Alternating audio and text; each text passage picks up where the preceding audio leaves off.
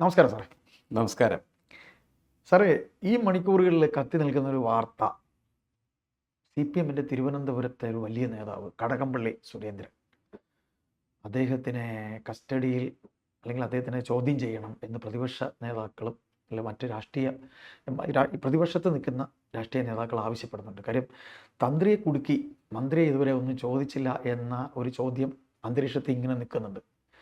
ഇന്നിപ്പോൾ രാവിലെ വന്ന ഒരു വാർത്ത എന്ന് പറയുന്നത്, കടകംപള്ളി സുരേന്ദ്രൻ തിരുവനന്തപുരത്ത് കിളിമാനൂർ പുളിമാത്ത് എന്ന സ്ഥലത്ത് ഈ ഉണ്ണികൃഷ്ണൻ പോറ്റി എന്ന് പറയുന്ന അദ്ദേഹത്തിൻ്റെ വീട്ടിൽ വന്നതായി മഹസറിൽ പോലീസ്, ഈ SIT അന്വേഷണ ഉദ്യോഗസ്ഥർ മഹസറിൽ എഴുതിയിട്ടുള്ള സാക്ഷി ഉണ്ടൊരു വിക്രമൻ നായർ എന്ന് പറഞ്ഞിട്ട്, അദ്ദേഹം അറിയാതെ ഈ റിപ്പോർട്ടർ ചാനലിലെ റിപ്പോർട്ടറെടുത്ത് അറിയാതെ പറഞ്ഞുപോയി. അതൊരു വലിയ കുരുക്കായി തീർന്നിട്ടുണ്ട്. അപ്പോൾ കടകംപള്ളി അവിടെ വന്നിരുന്നു എന്നുള്ളത് സ്പഷ്ടമാണ്. അപ്പോൾ അതിന് ഉത്തരം നൽകേണ്ട ബാധ്യത കടകംപള്ളിക്കുണ്ട്. അപ്പോൾ അത് ഒരു വിഷയമാണ്. രണ്ട്, ഇതുപോലെ തന്നെ അടൂർ പ്രകാശും അവിടെ പോയതായിട്ട്, അടൂർ പ്രകാശ് അവിടുത്തെ MP ആണ്. കടകംപള്ളി സുരേന്ദ്രൻ കഴക്കൂട്ടത്തെ MLA ആണ്. അതിനോട് ചേർന്ന് കിടക്കുന്ന ഒരു സ്ഥലവുമാണ് ഈ ആറ്റിങ്ങൽ എന്ന് പറയുമ്പോൾ നമ്മൾ MC റോഡ് കിളിമാനൂർ പോകുന്ന വഴി പുളിമാത്ത് എന്ന് പറയുന്ന സ്ഥലം. അതുപോലെ ആറ്റിങ്ങലത്തെ MLA OS അംബികയും അവിടെ ചെന്നിട്ടുണ്ട് എന്ന് പറയുന്നുണ്ട്. OS അംബിക CPM-കാരിയാണ്, ആ സാറിന് അറിയാവുന്നതാണ് സാർ. അപ്പോൾ പ്രയാർ ഗോപാലകൃഷ്ണൻ എന്ന അന്നത്തെ ദേവസ്വം ബോർഡ് ചെയർമാൻ, അദ്ദേഹവും അവിടെ ചെന്നതായിട്ട് പറയുന്നു സാർ. അപ്പോൾ ഇത്തരത്തിൽ ശബരിമല സ്വർണ്ണക്കൊള്ള ഒരു വലിയ ഒരു പ്രശ്നമായി ഇങ്ങനെ അന്തരീക്ഷത്തിൽ നിൽക്കുന്നുണ്ട്. കടകംപള്ളി സുരേന്ദ്രൻ ഒരിക്കൽ കൂടി ചോദ്യം ചെയ്യപ്പെടുമോ, അല്ലെങ്കിൽ അറസ്റ്റിലേക്ക് പോകുമോ? അടൂർ പ്രകാശും UDF-ന് കൺവീനറാണ് അദ്ദേഹം, ഒരു തലവേദനയാകുമോ എന്നൊരു ചോദ്യം വരുന്നുണ്ട്. പിന്നെ അടൂർ പ്രകാശ് വഴിയാണ് സോണിയാഗാന്ധിയെ കാണാൻ ഇദ്ദേഹത്തെ കൊണ്ടുപോയത്. പിന്നെ ഇപ്പോൾ കേൾക്കുന്ന വാർത്ത, പോറ്റിക്ക് ജാമ്യം കിട്ടിയിട്ടുണ്ട് ഒരു കേസിൽ, ആദ്യത്തെ കട്ടളപ്പാളി കേസിൽ. സാർ, ഇതെല്ലാം കൂടെ കൂട്ടിച്ചേർത്ത് വായിക്കുമ്പോൾ ഈ കടകംപള്ളി സുരേന്ദ്രൻ്റെ കുരുക്ക് മുറുകുന്നുണ്ടോ? പിണറായി വിജയൻ പിടി അയക്കുമോ? ഭരണം അവസാനിക്കാറാകുന്നു. കടകംപള്ളി എന്ന തിരുവനന്തപുരത്ത് വലിയ നേതാവ് അറസ്റ്റിലേക്ക് പോകും. കടകംപള്ളി സുരേന്ദ്രൻ അറസ്റ്റ് ചെയ്യപ്പെട്ടാൽ അത് CPM-നെ സംബന്ധിച്ചിടത്തോളം അവർക്ക് പ്രതിരോധിക്കാൻ പറ്റാത്ത തരത്തിലുള്ള വലിയൊരു ആക്രമണമായി മാറിത്തരും. എന്നുവെച്ചാൽ അവർ തകർന്ന് തരിപ്പണമാകാനുള്ള സാധ്യത വളരെ കൂടുതലാണ്. കടകംപള്ളി സുരേന്ദ്രനെ അറസ്റ്റ് ചെയ്ത് ജയിലിൽ കൊണ്ടുപോകുന്നതിൽ പാർട്ടിക്ക് പ്രശ്നമൊന്നും ഉണ്ടാവില്ല. കാരണം പാർട്ടിയുടെ പൊതു നിലപാട് ഇപ്പോൾ വരുന്നത് എങ്ങനെയാണെന്ന് വെച്ചാൽ, ഉപ്പ് തിന്നവർ വെള്ളം കുടിക്കട്ടെ എന്നുള്ളതാണ്. അതല്ലാണ്ട് അവരെ രക്ഷിക്കാൻ നടന്ന് നാറണ്ട എന്നുള്ളതാണ് പാർട്ടിയുടെ പൊതുവായിട്ടുള്ള കാഴ്ചപ്പാട്.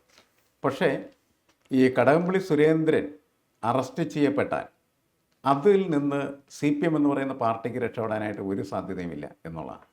കാരണം അദ്ദേഹം പാർട്ടിയുടെ സമന്വിതനായിട്ടുള്ള നേതാവ് മാത്രമല്ല, മുൻ ദേവസ്വം ബോർഡ് മന്ത്രി കൂടിയാണ് എന്നുള്ളതാണ്. ഇതുകൊണ്ട് ഈ അയ്യപ്പ സ്വർണ്ണക്കൊള്ളയിൽ അയാൾക്ക് പങ്കുണ്ടെന്ന് വന്നു കഴിഞ്ഞാൽ CPM-ന് ഒരു രാഷ്ട്രീയമായിട്ട് ഇതിനെ രക്ഷപ്പെടാനുള്ള സാധ്യത കുറവാണ്.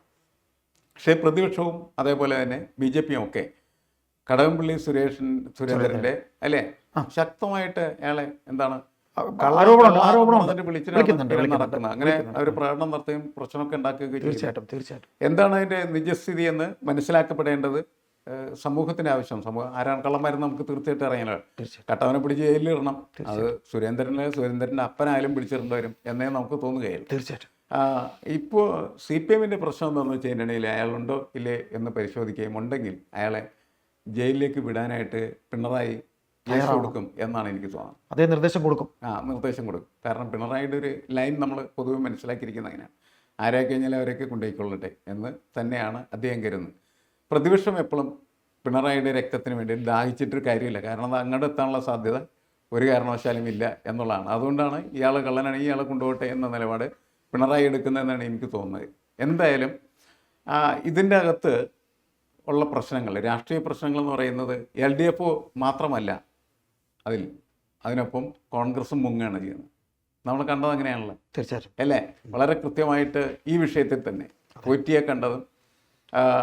പോറ്റിയെ കാണുന്നതിന് വേണ്ടിയിട്ട് ഇവർ രണ്ടുപേരും പോയിരുന്നു പറഞ്ഞാൽ, ഒന്ന് CPM-ൻ്റെ നേതാവ്, മറ്റൊന്ന് കോൺഗ്രസിൻ്റെ നേതാവ്. കോൺഗ്രസ് നേതാവ് മാത്രമല്ല, UDF കൺവീനർ കൂടിയാണ് അടൂർ പ്രകാശ് എന്ന്. ഇവന്മാരെയൊക്കെ പിടിച്ച് അകത്തിട്ട് കഴിഞ്ഞാൽ പിന്നെ എങ്ങനെ, എന്തിൻ്റെ അടിസ്ഥാനത്തിലാണ് കോൺഗ്രസിനും അതുപോലെ തന്നെ LDF-നുമൊക്കെ ജനങ്ങളുടെ മുന്നിൽ രാഷ്ട്രീയം പറയാനായിട്ട് കഴിയും? ഭയങ്കര പ്രശ്നമായിപ്പോ. തീർച്ചയായിട്ടും അല്ലേ? വലിയ ഇപ്പോൾ സോണിയാഗാന്ധിയുടെ ഒപ്പം ഇയാൾ നിൽക്കുന്നത് പോലും കോൺഗ്രസിനെ ശരിക്കും പറഞ്ഞാൽ പ്രതിരോധത്തിലാക്കി കഴിഞ്ഞിരിക്കുന്നു എന്നുള്ളതാണ്. അപ്പോൾ ഇവരുടെ ഓരോരുത്തരുടെയും പിണറായി വിജയൻ്റെ കൂടെ എന്നൊക്കെ പോറ്റി എല്ലാ സ്ഥലങ്ങളിലും ഇങ്ങനെ അയ്യപ്പനെ പോലെ സർവ്വവ്യാപിയായി എല്ലാ സ്ഥലത്തും എത്തുകയാണ് ചെയ്യുന്നത്. അപ്പോൾ ഈ ഒരു സംഭവം എന്ന് പറയുന്നത് യഥാർത്ഥത്തിൽ രാഷ്ട്രീയ പ്രസ്ഥാനങ്ങളുടെ ജീർണതയിലേക്ക് വിരൽ ചൂണ്ടുന്നൊരു കാര്യമാണ്. മാത്രമല്ല ഈ തന്ത്രിയെ അറസ്റ്റ് ചെയ്ത സമയത്ത് തന്ത്രിയെ സഹായിക്കാനുള്ള സമീപനം എടുത്ത് BJP ഇതിൽപ്പെട്ടിരിക്കുകയാണ്. തന്ത്രി കണ്ടു അല്ലെങ്കിൽ കളവിന് കൂട്ടുമെന്ന് അതിന് നെടുന്തൂണാണെങ്കിൽ ഇവരെന്തിനാണ് തന്ത്രിയെ സഹായിക്കാൻ പോകുന്നത്? അപ്പോൾ എല്ലാ രാഷ്ട്രീയ പാർട്ടിയും ഒരു രീതിയിൽ മറ്റൊരു രീതിയിൽ ഈ സ്വർണ്ണക്കൊള്ളയ്ക്കകത്ത് വീണ് പോവുക കാഴ്ചയാണ് നമ്മൾ യഥാർത്ഥത്തിൽ കണ്ടുകൊണ്ടിരിക്കുന്നത്.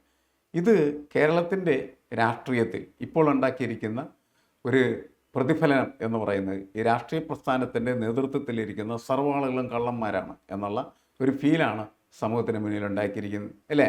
അത് അങ്ങനെ വന്നിരിക്കുന്ന സാഹചര്യത്തിൽ പോലും തിരഞ്ഞെടുപ്പ് അടുത്തിരിക്കുകയാണ് ചെയ്യുന്നത്. അപ്പോൾ കൂടുതൽ നല്ല വ്യക്തികൾ, രാഷ്ട്രീയ പ്രസ്ഥാനങ്ങളിലെ കൂടുതൽ നല്ലതായിട്ടുള്ള വ്യക്തികൾക്ക് ആളുകൾ കൂടുതൽ വോട്ട് ചെയ്യുകയും ആ രാഷ്ട്രീയ പ്രസ്ഥാനങ്ങളിലെ ചീത്തയായിട്ടുള്ള ആളുകൾക്ക് വോട്ട് ചെയ്യാതിരിക്കുകയും ചെയ്യുന്ന തരത്തിലുള്ള ഒരു ട്രെൻഡ് ഡെവലപ്പ് ചെയ്യാൻ സാധ്യതയുണ്ട്. എന്നുവെച്ചാൽ പൊളിറ്റിക്കൽ പാർട്ടിക്ക് മുകളിൽ ഒരു ഇൻഡിവിജ്വൽ ക്യാരക്ടർ ഈ തിരഞ്ഞെടുപ്പിൻ്റെ ഒരു പ്രത്യേകതയായിട്ട് വരും എന്നാണ് ഞാൻ കണക്കാക്കുന്നത്.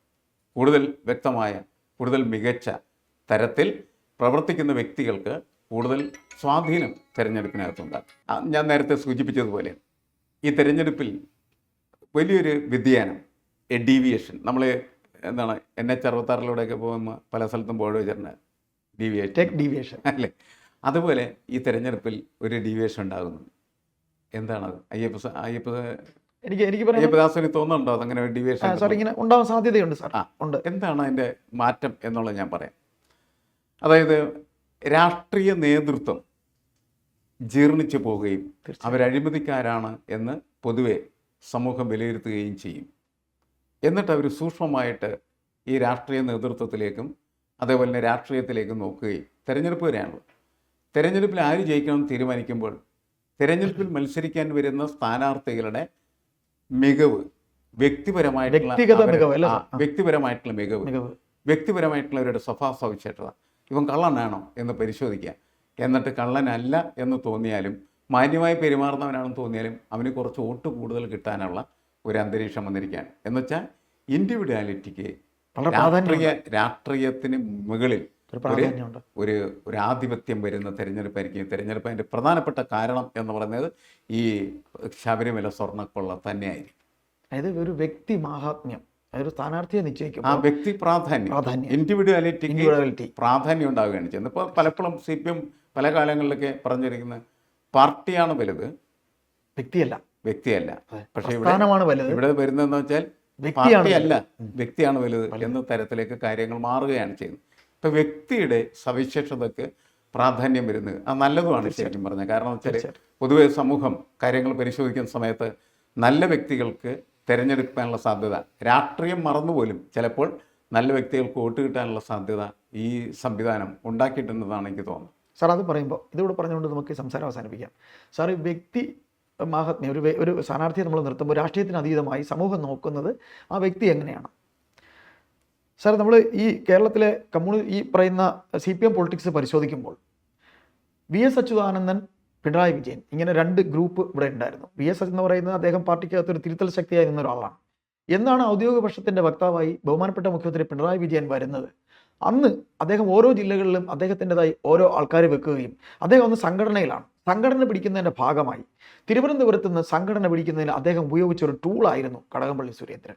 അങ്ങനെ അദ്ദേഹം ഉപയോഗിച്ച ടൂളായ കടകംപള്ളി സുരേന്ദ്രന് ഞാൻ എൻ്റെ കേട്ടറിവ് എല്ലാം സാറിനെ പോലെയുള്ള ഇടതുചിന്തകർ എന്നോട് പറഞ്ഞിട്ടുള്ളത്, ബഹുമാനപ്പെട്ട മുഖ്യമന്ത്രി പിണറായി വിജയൻ ഇത്തരത്തിൽ ചില ആൾക്കാരെ കണ്ടെത്തുകയും അവർക്ക് ചില സ്ഥാനമാനങ്ങൾ അദ്ദേഹം വാഗ്ദാനം ചെയ്യുകയും അങ്ങനെ കൂടെ നിർത്തി വാഗ്ദാനം കൊടുത്തിട്ടാണ് അദ്ദേഹത്തിൻ്റെ സ്ട്രെങ്ത് വർദ്ധിപ്പിച്ചതും എന്ന് കേട്ടിട്ടുണ്ട്. അങ്ങനെ നിരവധി പേര് അദ്ദേഹം മന്ത്രിയാക്കിയിട്ടുണ്ട്. അദ്ദേഹം ചില ജില്ലകളിൽ പാർട്ടിയുടെ സെക്രട്ടറിയൊക്കെ ആക്കിയിട്ടുണ്ട്. അത് ഞാൻ ഇപ്പോൾ പറഞ്ഞു പോയാൽ നീണ്ടും. അപ്പോൾ അങ്ങനെ കടകംപള്ളി തിരുവനന്തപുരം ജില്ലയിൽ ഇത്തരത്തിൽ പിണറായിക്കൊപ്പം നിന്ന ഒരു VS പക്ഷക്കാരനാണ്. അതുകൊണ്ട് തന്നെ ഒരു പഴയ VS പക്ഷക്കാരൻ പിണറായിക്കൊപ്പം പോകുമ്പോൾ VS പക്ഷമാകട്ടെ പിണറായി ആകട്ടെ അതെന്തുമാകട്ടെ, പക്ഷേ ഒരു ശരിപക്ഷത്തിൻ്റെ മേൽ നിന്ന ഒരു വ്യക്തിയുടെ കൂടെ നിന്ന ഒരാളാണ് ഇദ്ദേഹം. എന്നിട്ട് അദ്ദേഹം മന്ത്രിപദത്തിന് വേണ്ടി പിണറായിക്കൊപ്പം പോയതിൽ തിരുവനന്തപുരത്ത് പാർട്ടിക്കകത്ത് മാത്രമല്ല കേരളത്തിൽ ഉടനീളമുള്ള പാർട്ടി സഖാക്കൾക്കിടയിൽ കടകംപള്ളിയെ അറസ്റ്റ് ചെയ്യുന്നെങ്കിൽ അറസ്റ്റ് ചെയ്തോട്ടെ എന്നൊരു മനോഭാവം ഉണ്ട് എന്ന് കരുതുന്നുണ്ടോ? അങ്ങനെ കരുതിയാൽ തെറ്റുണ്ടോ? ഈ കടകംപള്ളി സുരേന്ദ്രൻ അങ്ങനെ പാർട്ടിക്കൊരു ഇമേജ് ഉണ്ടാക്കിയ നേതാവല്ല. പക്ഷേ വളരെ ശക്തമായിട്ടുള്ള സംഘടനാ സംവിധാനത്തിൻ്റെ ഭാഗമായിട്ട് പാർട്ടി പിടിക്കുന്നതിന് VS ആദ്യം ഉപയോഗിച്ചത് കടകംപള്ളിയായിരുന്നു. തീർച്ചയായിട്ടും. അത് കഴിഞ്ഞ് കടകംപള്ളി ഉപകരണമാണല്ലോ. VSന് ഒപ്പം നിന്ന് പാർട്ടി പിടിച്ച് VSൻ്റേതായിട്ട് തിരുവനന്തപുരം മാറിയെങ്കിലും അതേ കടകംപള്ളി തന്നെ എന്ത് ചെയ്തു? പിണറായിക്കൊപ്പം പോയി. അത് അവിടെ മാത്രമല്ല, എല്ലായിടത്തും എല്ലാ എല്ലാ സ്ഥലത്തും അങ്ങനെ കാലം മാറി ഒരുപാട് പേര്. അങ്ങനെയാണ് യഥാർത്ഥത്തിൽ VS പക്ഷം തോൽക്കുന്നത്. അല്ല, ആ ഒരു സ്ട്രെങ്ത് പോകുന്നത്. അങ്ങനെ പോയി പിന്നെ VS ഒന്നുമല്ലാതായി നമ്മൾ കണ്ടൊരു കാര്യം. അത് ഒരു ചരിത്രം അത് മാറ്റി നിർത്താം. എന്തായാലും കടകംപള്ളിയെ സംബന്ധിച്ചിടത്തോളം അയാൾ വലിയ ഫ്രോഡാണ് എന്ന് പറയുന്ന ഒരു വാർത്തക്കാണ് കൂടുതൽ പാർട്ടി സഹാക്കളുടെ ഇടയ്ക്ക് പ്രാമുഖ്യമുള്ളത്.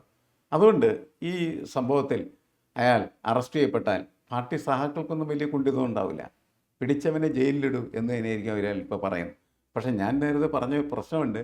അങ്ങനെയാണ് സഹാക്കൾ പറയുന്നതെങ്കിൽ പോലും ഈ കടകംപള്ളിയെ അറസ്റ്റ് ചെയ്താൽ അതിൻ്റെ ക്ഷീണം CPM എന്ന് പറയുന്ന പാർട്ടിയെ നല്ല രീതിയിൽ ബാധിക്കും. പിണറായിയെയും ബാധിക്കും. അപ്പോൾ നമുക്ക് കാത്തിരിക്കാം.